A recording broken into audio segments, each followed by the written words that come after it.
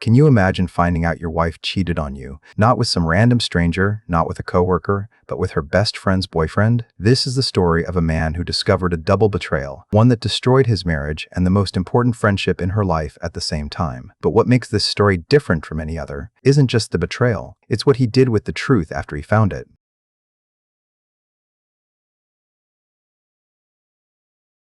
I discovered my wife was cheating with her best friend's boyfriend. I'm 32 years old. My wife, Amelia, is also 32, and I thought she would be the person I would build my entire life with. I was wrong. I'm not the type of man who jumps headfirst into a relationship without thinking. Before Amelia, I had come out of a few romances that ended badly enough to make me question whether it was worth it. But with her, it felt different. She and Clara had been best friends long before I came into her life. Inseparable, the kind of friendship that seems unshakable, seemed. Paul was Clara's boyfriend. I had met the guy a few times. He seemed laid back, a good person. At least that's what I thought during the little time I spent around him. I never imagined he would be the problem. It was a completely ordinary moment that brought everything down. Amelia asked me to hold her phone while she organized some things in the kitchen. I had the phone in my hand when it vibrated. A notification appeared. It was from Paul. The only Paul she had ever mentioned to me was Clara's boyfriend. The message said, "When are we seeing each other again?" My first feeling was confusion. Not anger, confusion. Because it made no sense for Paul to be messaging my wife directly without Clara being involved. If it were a group plan, Clara would have talked to Amelia. Why would Paul be reaching out to her directly? I had enough presence of mind to photograph the notification with my own phone before handing hers back. And that was the smartest decision he made right there. Confronting without proof is the number one mistake in these situations. You show your hand before the game is set up, and the other person goes straight to delete everything. Strategic silence is worth more than an emotional outburst.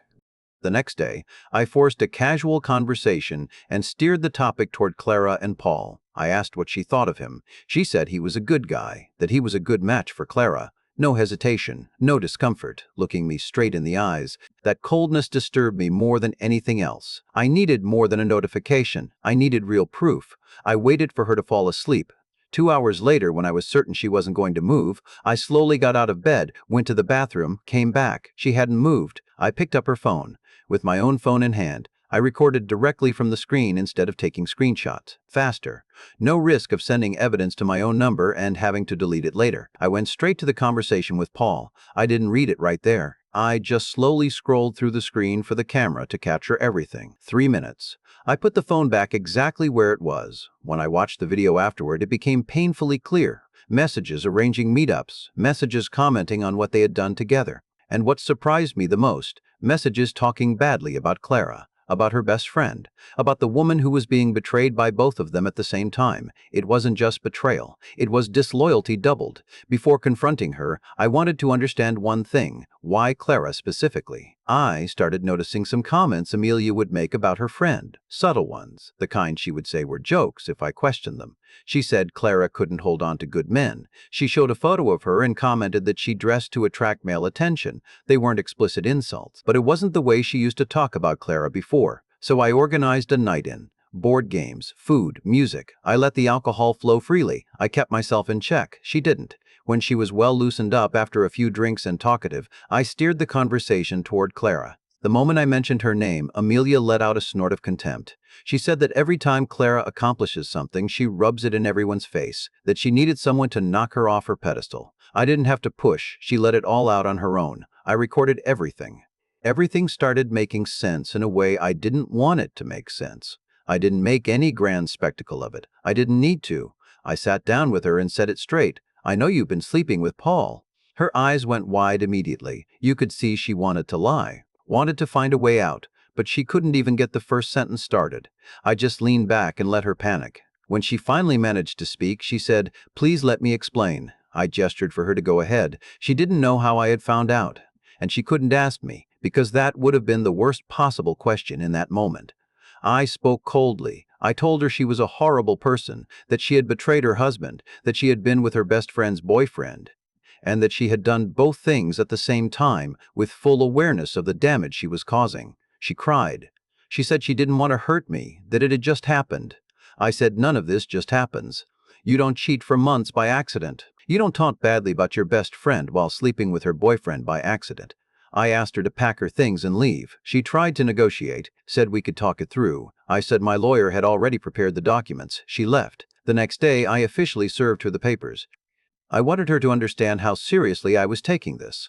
The divorce was more complicated than I expected because she got greedy toward the end. We had to go to court. I kept the house. She got the car and a slightly larger share of our joint savings. Alimony? None, because we earned similar amounts. Fair enough for me. But the divorce wasn't the most important part of this story. I called Clara and said I needed to talk to her. She hesitated. She knew Amelia and I had separated, and she was suspicious, but she agreed to hear me out. When I saw her, I apologized before starting. I told her it was going to be heavy. I prepared her, and then I said, Amelia was sleeping with Paul. Her mouth fell open. She said Amelia had told her a completely different version of the separation. I spent time showing her the evidence. The screen recording video. The recording from the night Amelia, after a few drinks, said what she really thought about Clara. She was silent for a while. Then she got furious in that quiet way that is more frightening than screaming. I didn't blame her. She had been betrayed twice at the same time. Clara invited the entire friend group to a dinner. She said she had an announcement to make. When everyone was there, after some time talking, she revealed everything, in front of everyone, with evidence. Amelia tried to defend herself. She said something that set one of the friends off. Things got heated, and the confrontation became physical before someone stepped in to break it up. After that came the words. Every person in the group said what they needed to say. Amelia heard everything she deserved to hear from the people she thought were her friends. They kicked her out of the group. They went out that same night publicly, all together without her. She came back begging, said her life felt empty without those people. Nobody opened the door. Today, she shows up on Instagram lamenting that she has no one, saying she feels alone. She and Paul are both single now. They can be together if they want. She won't receive sympathy from anyone who actually matters. I need to be direct here. She didn't accidentally stumble into Paul's relationship. This was insecurity with intent. She didn't want him because he was special. She wanted him because Clara had him. And when you betray two people at the same time out of jealousy disguised as desire, you're not looking for love. You're looking to win a competition that only existed inside your own head. And the result, she lost her husband. She lost her best friend. She lost the entire circle. All to prove what exactly? That's a very expensive trophy for someone who won nothing.